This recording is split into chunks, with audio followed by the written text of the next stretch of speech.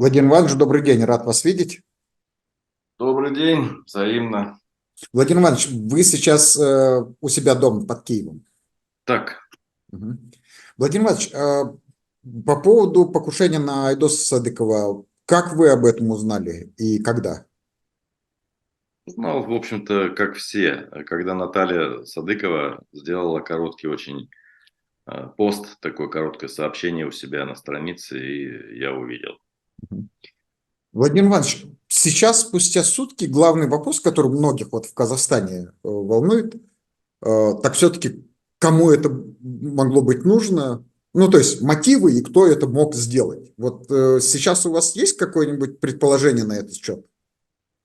Я думаю, что самые, скажем, объективные предположения могут быть у Натальи, потому как тема такая. И она, собственно говоря, высказывала. Она буквально вчера она сказала, что она обвиняет в этом всем Токаева. Выгодополучатель основной – это президент Казахстана Касым-Жомарт Токаев.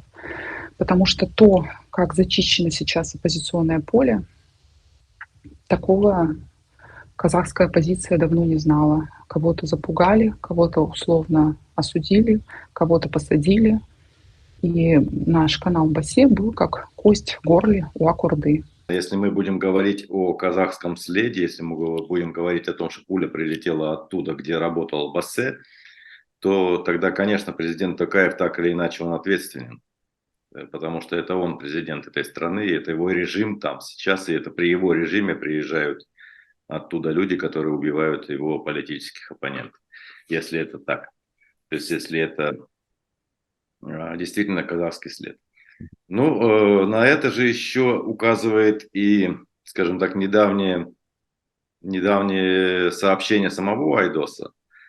Он говорил о том, что у него была встреча внезапная с человеком, который представил, что он из Казахстана, что он делал ему какое-то предложение по поводу того, чтобы, ну, в целом, чтобы не печатать те или иные материалы, то есть не распространять определенные сообщения, так сказать, от Бассе.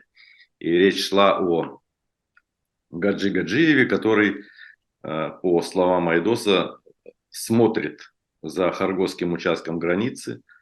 И это все очень похоже на правду, потому что Хоргос во все времена – это тот кусок пирога, за который будут драться не на жизнь, а на смерть. Это я помню еще и когда я находился в лагере, туда заезжали то КНБшники, то таможенники, то есть как раз стороны конфликта, так сказать, раздела Аргоса в тот момент.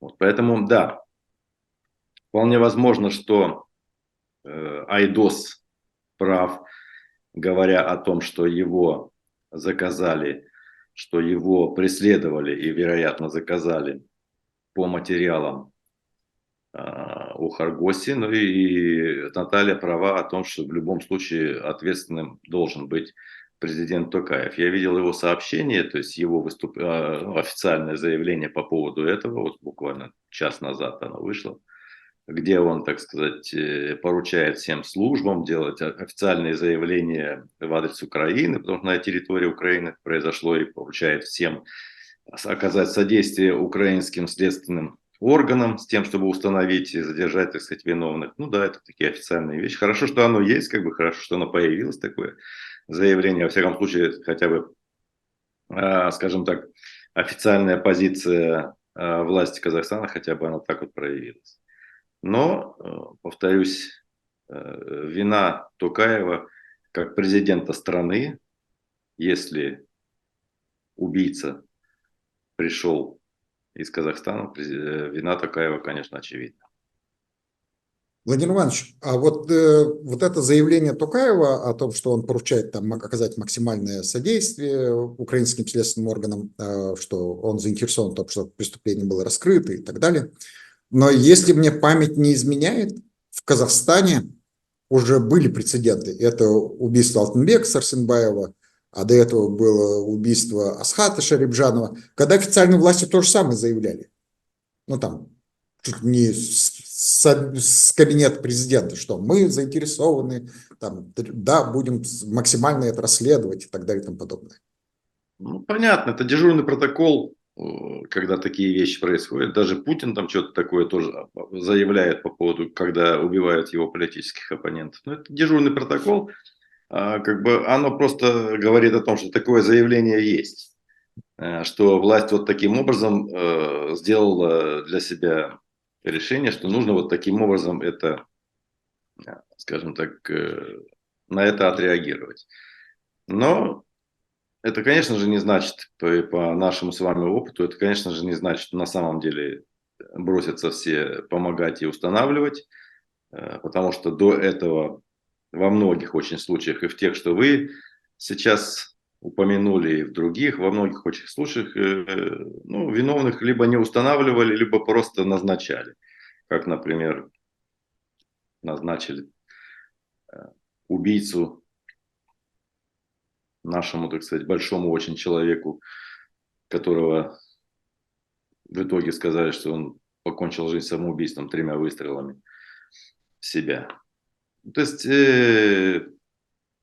или по Алтынбеку, который вдруг оказался виновным, совершенно какой-то амебный, так сказать, чиновник государственный, который там через 5 лет обиделся на его слова, якобы, когда тот назвал его алкоголиком, и настолько обиделся, что заказал зондеркоманду КНБ, так сказать, оплатил ее услуги, причем там кредит для этого взял в банке, что является подтверждением его злобных намерений, и, так сказать, и он получил свои года, отсидел нормально, вышел и в итоге, по-моему, умер. То есть это обычная практика для диктатур, когда они заказывают устранение своих политических оппонентов подобным образом, то все дальнейшие заявления, действия и все прочее, они уже прописаны в этом протоколе заказа. Что будет зачем, и в итоге там уже даже в конце там есть результат. То есть что они посчитают за результат, за то, чтобы закончить, так сказать, весь этот проект до конца. Как это было с Жанаузением, собственно говоря. Мы с вами это хорошо знаем. Да. Владимир Иванович, предположим на минутку, вот давайте на какое-то время примем за чистую монету высказывание Токаева о том, что якобы он, ну, как бы не знал, естественно, не причастен и так далее и тому подобное. Но тогда получается довольно-таки странная ситуация, что в Казахстане, несмотря на вот наличие достаточно жесткой вертикали власти в лице президента, кто-то из этой вертикали самостоятельно может принять решение устранить такого человека, как Айдос Садыков, причем в другой стране, не в Казахстане, и может что-то самостоятельно там предпринять. И судя по предыдущим заказным преступлениям, в этом могут участвовать люди из спецслужб. Правильно ли я понимаю, что если мы берем за чистую монету слова Токаева, то получается, что в стране Токаев не все контролирует в силовых структурах, и силовые структуры могут в качестве аутсорсинга брать и такие заказы? Конечно же, Токаев не все контролирует. Диктатура вообще, в принципе, она уже давно, так сказать, отошла от того, чтобы контролировать именно все. Они контролируют то, что им нужно, основное. А все другое, так сказать, второстепенное, скажем так, вот правильно, как вы сказали, оно может быть в режиме, так сказать, на подножном корме. Эти ребята могут сами принимать решения на каком-то определенном уровне. Возможно, так это и происходит. Потому что диктатура держится на штыках. А штыки нужно кормить кровью. Потому что штыки иначе не работают, они угасают. Их надо кормить кровью, их надо кормить деньгами, их надо кормить по-разному. Тогда только тогда они будут поддерживать диктатуру. Поэтому да, у силовиков есть определенный разбег, у них есть свои проекты, с которых они кормятся. Скажем, тот же Харгос, это многолетняя, уже десятилетиями, так сказать, существующая кормушка, которая исчисляется миллионами долларов ежедневно. И, естественно, там за это там люди бьются за металл насмерть, как бы там в этих местах. И это вот один из примеров того, когда диктатор, сидящий наверху, он отдает такие вещи на прокорм тем, кто его поддерживает. Но тем более, как бы мы должны понимать, что если у Назарбаева, скажем так, была достаточно толстая такая прослойка его поддерживающих по родоплеменному признаку, скажем, который в Казахстане до сих пор еще очень даже здраво работает, так сказать, здраво в смысле она действительно работает, то у Токаева такой поддержки нет. Токаев не человек этой системы, то есть этого пласта этой системы. Он человек совсем другой, и он вынужден опираться на каких-то ближних, которых видит, а не на какие-то очень дальние глубокие пласты, как это было у Назарбаева. Поэтому да, у него, он вообще как бы диктатор с колес. Он диктатор, он берет то, что видит, до чего может дотянуться сейчас. И да, оно так и есть. Он не контролирует все, и вот это сознательная позиция, потому что часть этих функций отдана на прокорм тем, кто его поддерживает. Владимир Иванович, то есть, если следовать этой логике, я правильно понимаю, что в такой жестко выстроенной вертикали власти, авторитарной, как в Казахстане, то есть человек, который сидит на самом верху, я имею в виду Токаева, он может как бы вниз посылать такой месседж, что на какие-то вещи я готов закрывать глаза и даю вам что-то там в порядке, в режиме художественной самодеятельности что-то делать. Ну вот главное, чтобы вы там обеспечили мне там, я не знаю, политическую там лояльность, там, я не знаю, какие-то другие вещи, которые, ну, стабильность, скажем так. А вот, ну, во всех остальных вещах я вам разрешаю вот где-то, ну, не в открытую, конечно, но что-то делать самостоятельно. Конечно, это же так система и работает, понимаете? Она ровно так работает, и никак иначе она не работает. Она просто не будет работать иначе. Я вам скажу простой пример такой по лагерю. Например, когда в лагере, там каждый, кто носит погоны, он кормится со своей какой-то зоны ответственности или со своего какого-то участка. Начальники отрядов кормятся непосредственно с осужденных, с поощрений там, или не дам взыскания, или дам поощрения, вплоть до того, что с каждой дачки там начальнику отряда в кабинет заносят там что-то там удельное, так сказать, уделить надо начальнику отряда с каждой дачки, так сказать, понимаете? Тот, кто опер, он кормится с того, что он раскручу, не раскручу, найду, не найду, отлетит, не отлетит, он с этого кормится. Тот, который рор, он уже кормится из оперов, из каких-то очень жировых клиентов. Тот, который хозяин, он кормится со всех с них и кормится с того, что он принимает решение, кого на УДО отпустить, кого на УДО не отпустить, и он еще там в тандеме с прокурором и с судьей, так сказать, решает вот эти вещи, тоже очень жирные, потому что люди заезжают, бывает такое, что там очень способные, так сказать, отблагодарить. Вот. И эта система, она вот так работает. А лагерь – это лишь сгусток зла, который есть во всей стране, там он концентрированное, это зло. То есть там просто зло на каждом шагу, в каждом человеке, который носит погоны.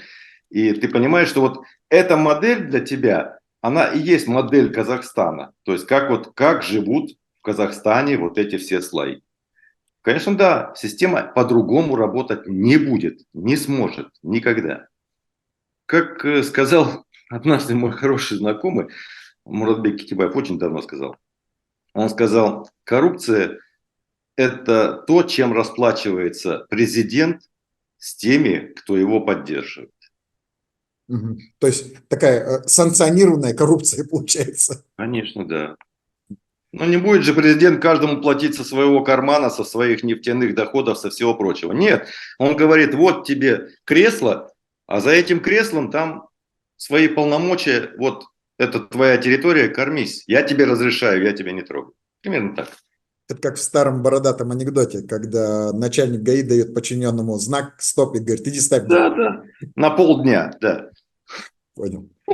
Если возвращаться к ситуации с Айдосом, Владимир Иванович, а в Украине сейчас, вот я посмотрел и заметил одну странность. Про покушение на Айдоса очень активно публикуют новости украинские СМИ в Украине, медиа в Украине, а в Казахстане это буквально считанные медиа об этом сообщили. И то вот в виде новостей таких, да? Я правильно понимаю, в Украине, значит, подобного рода покушения на журналистов или на активистов, они становятся хорошим информационным поводом, достаточно резонансным? В Украине медиа настолько независимы, скажем так, от власти, вообще от власти они вообще независимы, что у меня иногда создается впечатление, что они вообще независимы от закона даже временами, потому что иногда в них такое печатают, что мама милая, то есть только поворачивайся. А вот что, то есть это очень свободные люди, очень свободные медиа и зубастые, то есть они могут за себя постоять, и это не раз уже они даже схватывались с силовиками и выходили, так сказать, в этой схватке, так сказать, победителями. То есть это такое было. И вот когда вчера вот это случилось, когда Наталья вот такой короткий пост сбросила, и потом я быстро-быстро начал по людям, кто может иметь с ней контакт, и мне сказали, что она просто рыдает, она просто в истерике, она ничего не может сказать, она просто говорит, что я в полиции, ну и так далее и тому подобное. И я кинулся искать информацию именно в телеграм-каналы украинские. И там я нашел уже сразу 3-4 сообщения с более или менее подробностями какими-то. Это уже было, то есть на тот момент. То есть это показатель, да. А что касается Казахстана, то там свободные СМИ, то есть уже можно себе на руке там один палец отрубить, и остальных хватит, чтобы их перечислить. Вот. И они, да, они что-то сообщили, а остальные ждали отмашки от власти, от Токаева, то есть в каком вообще русле дальше сообщать или не сообщать вообще. То есть вот сейчас Токаев выступил, да, сейчас пойдут аналитики, сейчас пойдут какие-то там подробности, сейчас пойдет там какой-то хейт или все такое. То есть это сейчас обрастет чем-то таким с целью похоронить правду. К сожалению, да, подход к своей задаче, а именно информированности граждан в Украине и в Казахстане, он сильно отличается. То есть у нас в Казахстане сейчас, на сегодняшний момент, складывается довольно парадоксальная ситуация, когда информационным поводом выступило не само покушение на Айдоса Садыкова, а информационным поводом стало заявление Токаева по этому поводу. Так, именно так. То есть и все послушно ждали, языки спрятали в теплое место и ждали, когда вот что-то такое власть скажет, чтобы сориентироваться, так сказать, в каком русле можно дальше двигаться, чтобы продолжать называть себя средством массовой информации. Владимир Иванович, в Украине вас, граждан Казахстана, которые переехали в Украину именно по политическим мотивам, причинам, не очень много, и вы все по большому счету друг друга знаете. Ну, может быть, не общаетесь, но знаете, что есть такие люди. Сейчас в этой среде эта тема наверняка обсуждается, и есть уже какие-то предположения, версии, которые люди проговаривают уже, и что говорят люди в принципе? Знаете, я не сторонник, как бы, не имея информации, разговаривать о версиях, потому что тут вообще поле тогда будет такое абсолютно, так сказать, без краев вообще. То есть можно все что угодно, там уже и российский след, и все остальное. То есть, повторюсь, больше всего объективная информация о том, что бы это могло быть, это у Айдоса и Натальи сегодня. Потому что это их жизнь была, и это реакция на то, что они делали. Поэтому да, это им были угрозы и все остальное. Поэтому нет, я не буду обсуждать какие-то версии, которые не имеют под собой, во всяком случае, которых я не вижу под собой каких-то аргументов или какой-то логики, которая бы привела к этой версии. Логика пока сегодня одна для меня. Это вот работа, во-первых, профессиональная деятельность Айдоса и Натальи. Мы знаем, что Бассе это очень больно жалящий канал, и в январе это было, и до января это было, то есть они очень жестко работают, и они работают очень аргументированно и доказательно всегда, то есть это всегда видео, у них очень много людей по Казахстану, которые присылают им эти материалы, которые помогают аргументировать ту или иную мысль, то есть да, это их профессиональная деятельность, это первое. Второе, что очень возможно, что, может быть, обострило ситуацию каким-то образом, это то, что есть признаки, что Украина объективно пересматривает свое отношение к Казахстану, к власти Казахстана. Мы видели интервью Зеленского с журналистами Центральной Азии, и я для себя там отметил, что Зеленский впервые сказал ровно то, о чем мы говорили. Он сказал ровно так, что он рассматривает власть этих стран и народ этих стран как две разные сообщности. То есть власть боится Кремля и работает под управлением Кремля, народ в целом поддержит Украину и недолюбливает Кремль в той или иной степени. То есть, когда это говорит президент страны в своем интервью, это очень сильная заявка на изменение взаимоотношений. И мы видели, как болезненно отреагировал МИД Казахстана. Ведь очень редко МИД вот так вот прямо выходит, и чиновник там высокопоставленный от МИДа говорит, что ой, вот это вот неправда, это неправильно, и вообще лучше бы он своим украинским СМИ давал такое интервью и все такое прочее. Это была болезненная реакция. Раз она болезненная реакция, причем аргументов, скажем, противопоставить Зеленскому его словам что-либо этого не было, а была вот просто демонстрация болезненности восприятия этой информации со стороны МИДа. И кроме того, я вам скажу так, что еще, ну, не знаю, одним из косвенных, так сказать, тоже таких маркеров, я ведь на самом деле ждал около 5 лет, ну вот в сентябре было бы 5 лет, как я ожидал решения миграции Украины по своему политическому беженству, то есть по принятию решений. И буквально в те же дни, когда Зеленский давал это интервью, я получил положительное решение, и мне выдали, так сказать, удостоверение беженца на руки. То есть, а вы понимаете, что более-менее, так сказать, медийная фигура, политическая фигура, как угодно, которые дают беженство от какой-то страны, это всегда решение, которое осознанно принимается, понимая, что с этой страной, от которой дают беженство, с этой страной будут натянутые взаимоотношения именно по этому поводу тоже. Потому что это значит, Украина признала, что Казахстан не является той страной, которую из себя, так сказать, рисует, и что от Казахстана, гражданам Казахстана, Украина должна давать убежище. Понимаете? И это все как-то в таком одном букете идет. И я думаю, что вполне возможно то, что оно могло, само вот это развитие событий, такой вектор, мог сработать как триггер, как ну, скажем, та капля, которая у кого-то там чего-то переполнила, понимаете, в какой-то момент.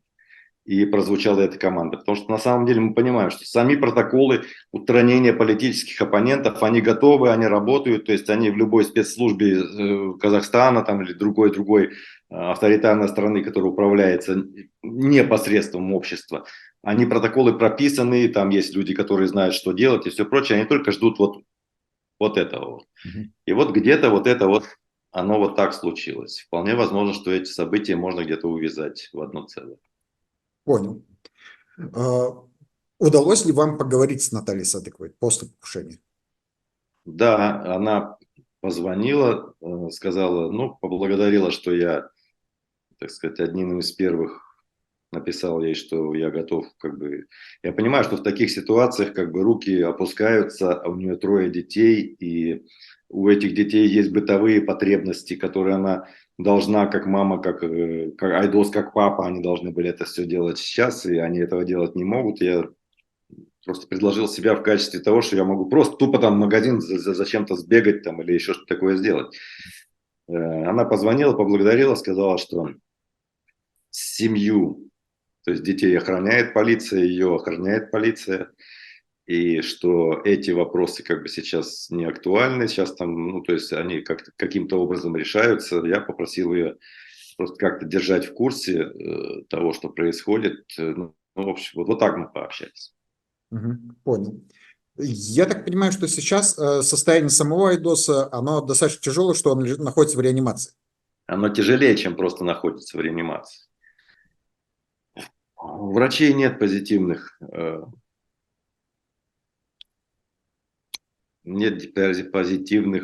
каких-то обещаний. Выстрел в висок, почти в упор, поражение мозга. и Наталья, и мы все, и врачи, мы надеемся на то, что организм Айдоса достаточно крепкий, что почти чудо свершится, и Айдос, так сказать, придет в себя и поправится. То есть мы надеемся на это. Врачи, они дают очень плохие прогнозы. Ну, они меня настраивали сегодня, что он может не пережить эту ночь. Ну, то есть давайте двигаться маленькими шажками. Если он переживет эту ночь, будем дальше наблюдать. Пусть потом день переживет. Ну, и сегодня будут, когда часы приемные в реанимации, я снова туда поеду. И я вчера с ним разговаривала. Ну, конечно, он меня не слышит. И я его просила очень сильно не умирать, не оставлять нас, и что он не должен умереть. И я надеюсь, что он меня услышал и прожил до сегодняшнего утра, потому что я звонила в реанимацию сейчас в Киеве вот в 8 утра, 9 утра, и я звонила 2 часа назад в реанимацию, и они сказали мне, что ночь он прожил, остался живой. Ранение говорит о том, что человек пришел не пугать, он пришел убивать. То есть человек пришел, который обучен этому делу, и он выполнил свою работу. И только, так сказать, сам Айдос, его заслуга в том, что он остался жив после такого выстрела. Ужас. Тогда будем надеяться на это чудо. Будем надеяться, что Айдос все-таки выживет. И второе, мы будем, конечно, ну, лично я очень надеюсь, что все-таки это преступление будет раскрыто, потому что расследование ведет не казахстанская сторона, а Украина, как бы страна, в которой есть демократия и есть достаточно профессионализма и политической воли это дело расследовать. Спасибо большое, Владимир Иванович. Извините за беспокойство. Спасибо, что уделили время. И будем ждать хороших новостей. Да, согласен. Будем ждать. Будем держать кулаки. Всего доброго.